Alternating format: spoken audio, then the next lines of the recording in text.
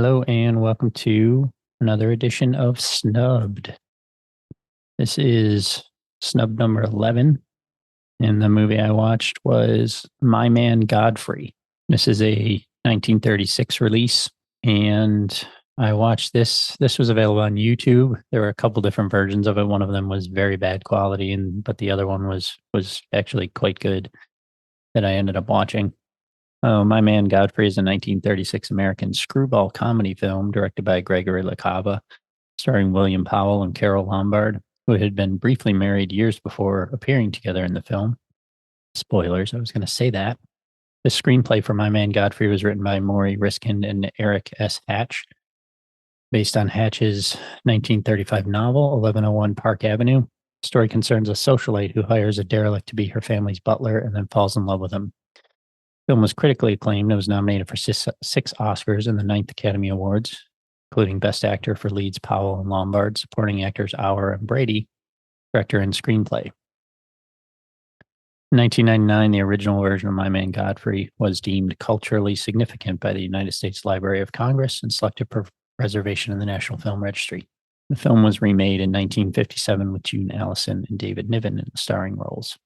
This was produced by Charles R. Rogers, cinematography by Ted Tetzlaff, edited by Ted J. Kent and Russell F. Schoengarth, music by Charles Previn, produced and distributed by Universal Pictures. This was released on September 6, 1936, with a runtime. This says 94 to 95 minutes. I think it was closer to 94 on the YouTube version.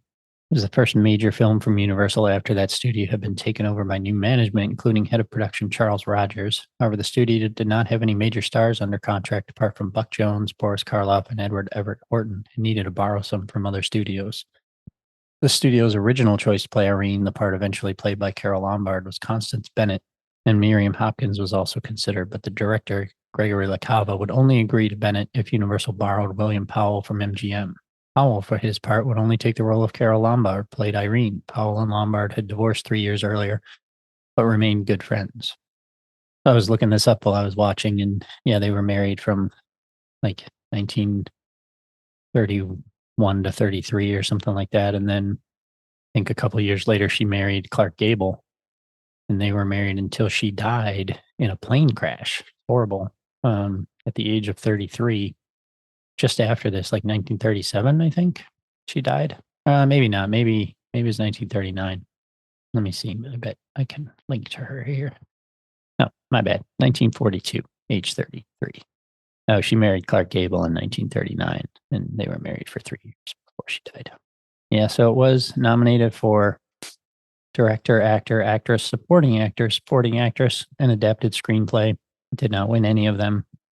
It was the first movie to be nominated in all four acting categories in the first year that supporting categories were introduced. I thought I had read that Powell won for this one, but I guess it was that he was nominated for this, but not nominated for The Great Ziegfeld. And Powell, I've said in previous episodes that Charles Lawton sort of became my favorite actor of this time period with a lot of the movies that I've watched for these Oscars.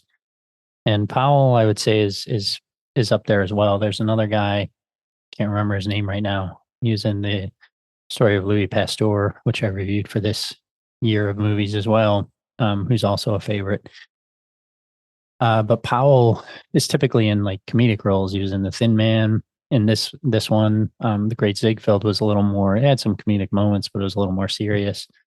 I think that one was better. That Great Ziegfeld was the better movie.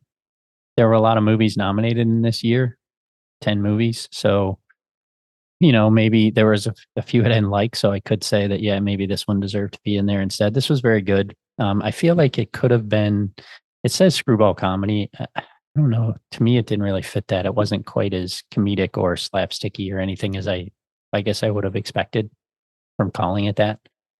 But it was good. The supporting cast was extremely annoying, though. Like the woman that falls in love with him, the mother of her, they were all super annoying, both super annoying. So I didn't like this one as much as I liked The Great Ziegfeld. Powell was great. He just has a very natural kind of air about him, even though he's doing a little bit of the transatlantic accent stuff. It still comes off very natural from him, and he's really good. But I do feel like even in being a comedy, like so the basic story is this woman, this Powell plays a man living in Hooverville, a forgotten man, a bum, homeless person, and yeah, the woman that falls in love with him, Irene, and her sister are looking for a forgotten man for a rich person's scavenger hunt that they're playing in. And the sister tries to hire him, and he pushes her into an ash pile. But then the Irene stays and talks to him and ends up bringing him to the scavenger hunt and wins, and then hires him to be their butler. And it turns out he went to Yale or Harvard or somewhere. Harvard. So I feel like it could have been sort of a commentary on those times and the Great Depression and homelessness and all that, but it didn't really come off that way. Maybe it was intended, maybe I missed it, but it felt like it was lacking a little bit, and that would have what it could have been. Maybe the book had more of that, but overall, pretty good. Let me look at the other movies that were the movies nominated this time: Great Ziegfeld, A Tale of Two Cities, Anthony Adverse, Dodsworth, Live Old Lady, Mr. Deeds Go to Town, Romeo and Juliet, San Francisco, The Story of Louis Pasteur, and Three Smart Girls. I liked a lot of these, and there were some of these that I liked less than this movie, My Man Godfrey. So it's hard to say when people say a movie was snubbed. I do think this was better than some of the movies, but not better than The Great Ziegfeld. And it was probably in the sense that it was nominated in every other category. Yes, it was snubbed for Best Picture in that regard, but I don't think had it been nominated that it would have won over Great Ziegfeld anyway. And I like Great Ziegfeld better, so I would not necessarily consider this one snubbed as far as winning, but probably from being nominated. Yeah, I would agree with that. So it was pretty good, and that is all I will say. Next time, we will start on the 1937 movies from the 10th Oscar ceremony. See you then.